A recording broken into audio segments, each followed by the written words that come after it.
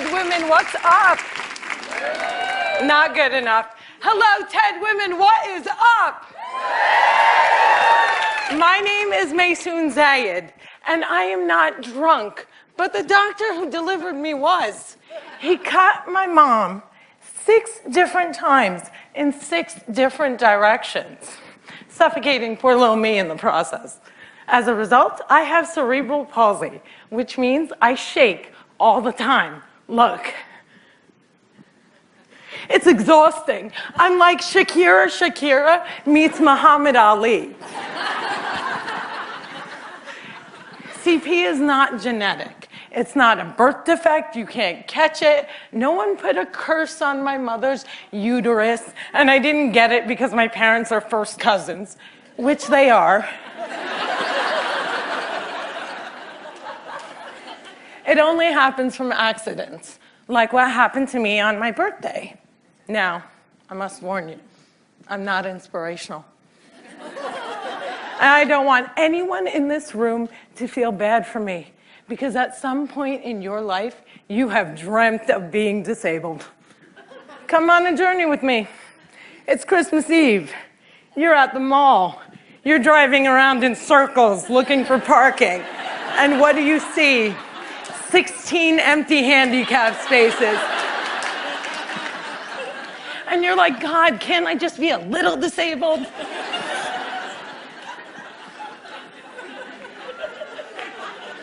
Also, I gotta tell you, I got 99 problems and palsy is just one.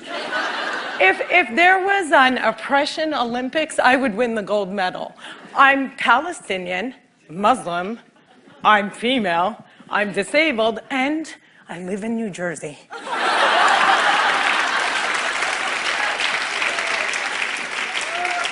If you don't feel better about yourself, maybe you should. Cliffside Park, New Jersey is my hometown. I have always loved the fact that my hood and my affliction share the same initials. I also love the fact that if I wanted to walk from my house to New York City, I could. A lot of people with CP don't walk. But my parents didn't believe in can't. My father's mantra was, you can do it. Yes, you can. So, if my 3 older sisters were mopping, I was mopping. If my 3 older sisters went to public school, my parents would sue the school system and guarantee that I went too. And if we didn't all get A's, we all got my mother's slipper. My father taught me how I walk when I was 5 years old by placing my heels on his feet and just walking. Another tactic that he used is he would dangle a dollar bill in front of me and have me chase it. My inner stripper was very strong, and by the first day of kindergarten, I was walking like a champ who had been punched one too many times. Growing up, there were only 6 Arabs in my town, and they were all my family. Now there are 20 Arabs in town, and they are still all my family. I don't think anyone even noticed we weren't Italian.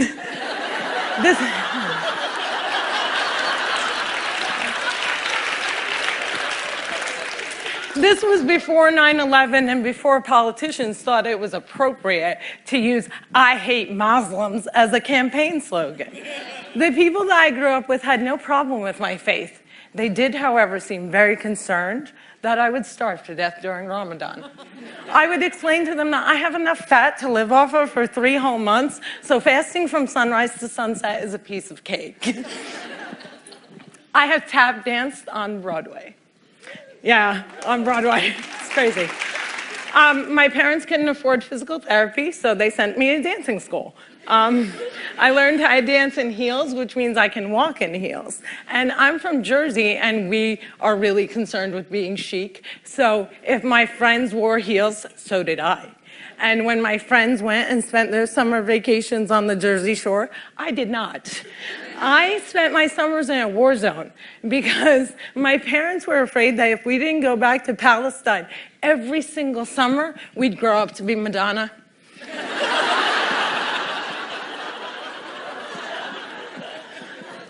Summer vacations often consisted of my father trying to heal me. So I drank deer's milk, I had hot cups on my back, I was dunked in the Dead Sea, and I remember the water burning my eyes and thinking, it's working, it's working! But one miracle cure we did find was yoga. I have to tell you, it's very boring. But before I did yoga, I was a stand-up comedian who can't stand up. And now I can stand on my head. My parents reinforced this notion that I could do anything, that no dream was impossible. And my dream was to be on the daytime soap opera General Hospital. I went to college during affirmative action and got a sweet scholarship to ASU, Arizona State University, because I fit every single quota. I was like the pet lemur of the theater department. Everybody loved me. I did all the less than intelligent kids' homework. I got A's in all of my classes, A's in all of their classes. Every time I did a scene from The Glass Menagerie, my professors would weep. But I never got cast. Finally, my senior year, ASU decided to do a show called They Dance Real Slow in Jackson. It's a play about a girl with CP. I was a girl with CP. So I start shouting from the rooftops, I'm finally gonna get a part. I have cerebral palsy. Free at last, free at last. Thank God almighty I'm free at last. I didn't get the part. Sherry Brown got the part.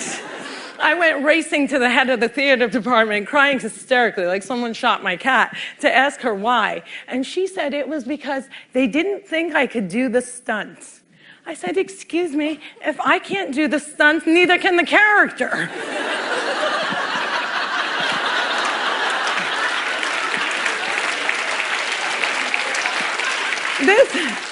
This was a part that I was literally born to play, and they gave it to a non-palsy actress. College was imitating life. Hollywood has a sordid history of casting able-bodied actors to play disabled on screen. Upon graduating, I moved back home, and my first acting gig was as an extra on a daytime soap opera. My dream was coming true. And I knew that I would be promoted from diner to wacky best friend in no time. But instead, I remained a glorified piece of furniture that you could only recognize from the back of my head. And it became clear to me that casting directors didn't hire fluffy ethnic disabled actors. They only hired perfect people. But there were exceptions to the rule. I grew up watching Whoopi Goldberg, Roseanne Barr, Ellen, and all these women had one thing in common. They were comedians. So I became a comic.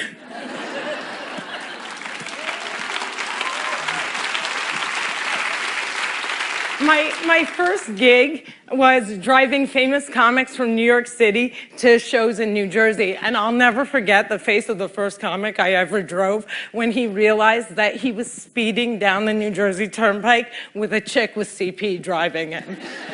I performed in clubs all over America, and I've also performed in Arabic in the Middle East, uncensored and uncovered.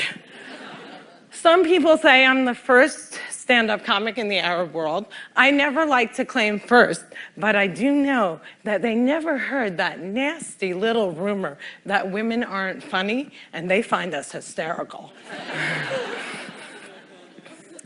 In 2003, my brother from another mother and father, Dean Obidala, and I started the New York Arab American Comedy Festival, now in its 10th year.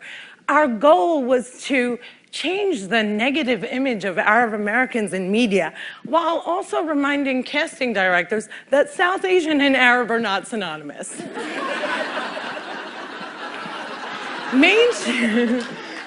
Mainstreaming Arabs was much, much easier than conquering the challenge against the stigma against disability. My big break came in 2010. I was invited to be a guest on the cable news show Countdown with Keith Olbermann.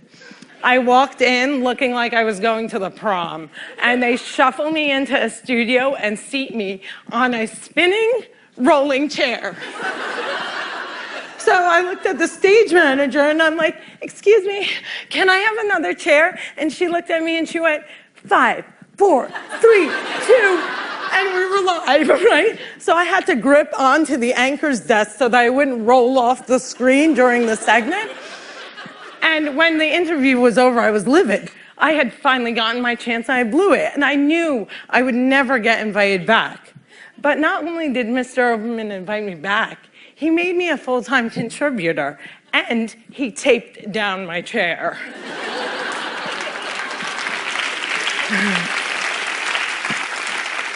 One fun fact I learned while on the air with Keith Oberman was that humans on the internet are scumbags.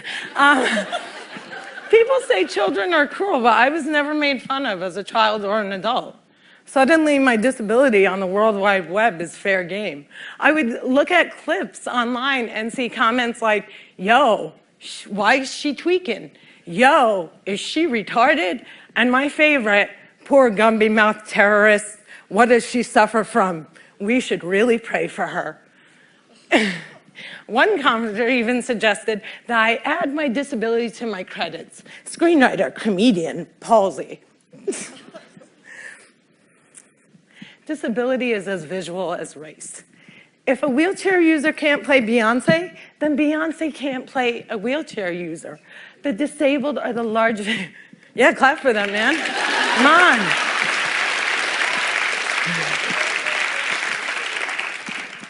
People with disabilities are the largest minority in the world, and we are the most underrepresented in entertainment.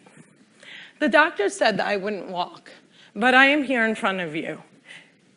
However, if I grew up with social media, I don't think I would be. I hope that together we can create more positive images of disability in the media and in everyday life. Perhaps if there were more positive images, it would foster less hate on the internet. Or maybe not. Maybe it still takes a village to teach our children well. My crooked journey has taken me to some very spectacular places. I got to walk the red carpet, flanked by soap diva Susan Lucci and the iconic Lorraine Arbus. I got to act in a movie with Adam Sandler and work with my idol, the amazing Dave Matthews. I toured the world as a headliner on Arabs Gone Wild.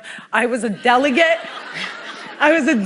representing the great state of New Jersey at the 2008 DNC, and I founded Maysoon's Kids, a charity that hopes to give Palestinian refugee children a sliver of the chance my parents gave me. But the one moment that stands out the most was when I got, before this moment,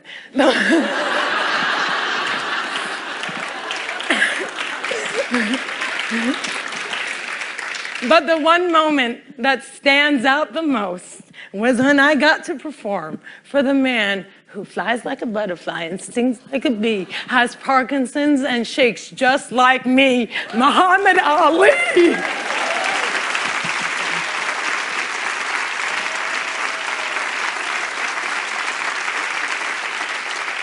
It was the only time that my father ever saw me perform live, and I dedicate this talk to his memory. Allah yarhamak yaba. My name is Maysoon Zayed, and if I can, you can.